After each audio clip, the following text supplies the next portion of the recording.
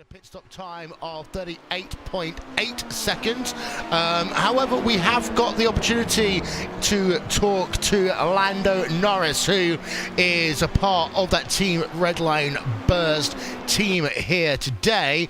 And Lando, we understand that you're not driving here today, but you've been helping the team out, giving them some support all the way through the race, as well as streaming on Twitch TV as well.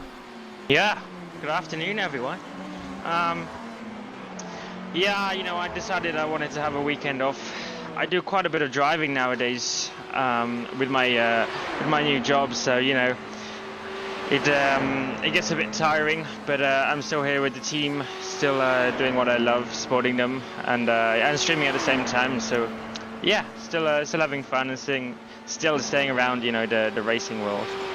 Well, we did want to ask you, of course, seeing your teammates, including Max, Marcus, and Atsi, do this 24-hour race at Le Mans. Have you ever thought about maybe one day taking part in this great event in real life? Yeah, of course.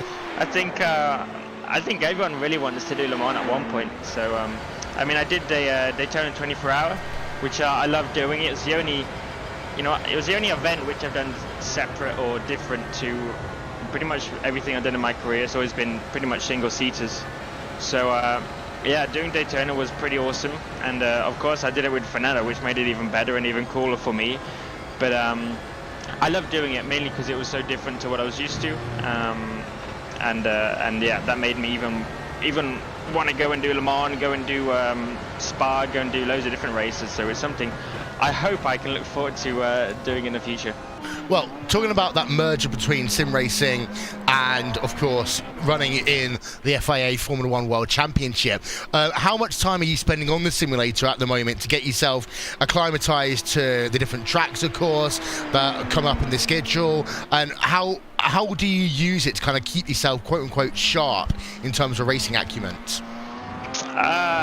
I mean, I do quite a bit. Obviously, it's well, you know, a normal racing weekend for me is we have 3 practice sessions, quali and the race, and you don't get a lot of in-season testing like you are able to do in some other categories like GT3 and so on. So it's pretty much you turn up on the weekend. You need to be, you know, up to pace as soon as you can, especially on places like Monaco and street circuits and the more difficult ones to learn, the ones I've never been to. So for circuits like them, I do quite a bit. Normally it'll be a couple of days before the race weekend itself, and that will be at McLaren on their professional sim, and that will be with my engineer going through, you know, setups, pretty much stuff you would go through on iRacing, and things I do go through on iRacing. You know, to go quick on iRacing, you need to have a good setup, you need to work with the team, an engineer if you got one, and everything like that, and your teammates, and that's pretty much what I do at McLaren. So it's a lot of time, and of course when I do come home I still spend time on iRacing. Although I've kind of got into the ovals, I like oval racing, so yeah, I think I might turn oval pro soon. You know what? Yeah. That means we're going to see you at the virtual Indy 500 at some point soon.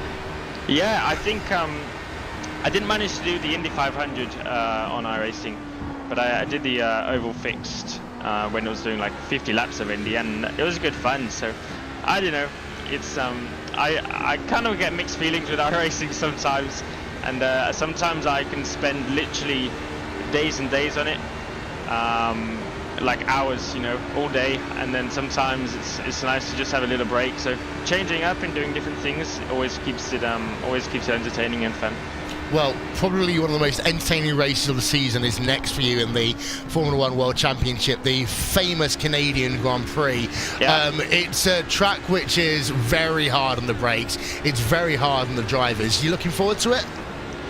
I definitely am. I mean, I've never been to Canada at all, so it's one of, it was around 5 or 6 in the beginning of the season, tracks which I've never been to before, or places I've never been to. So I've been to Canada, and therefore I've never been to the racetrack, and that always makes it even cooler. But I don't know, it's one I quite enjoy driving on iRacing. It's a decent model on iRacing.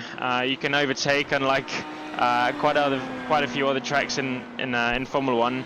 I mean, you can overtake on even on the hard tracks, but it's just very difficult to. And Montreal is a track where you can race and have a bit more fun than a few other tracks, but it's not an easy one. It's very bumpy. It's difficult, big braking zones, fast chicanes. So it's not going to be easy, but of course it's a new track for me, and that's something I always look forward to do. Just make sure you keep it out of that wall that says Beyond Quebec.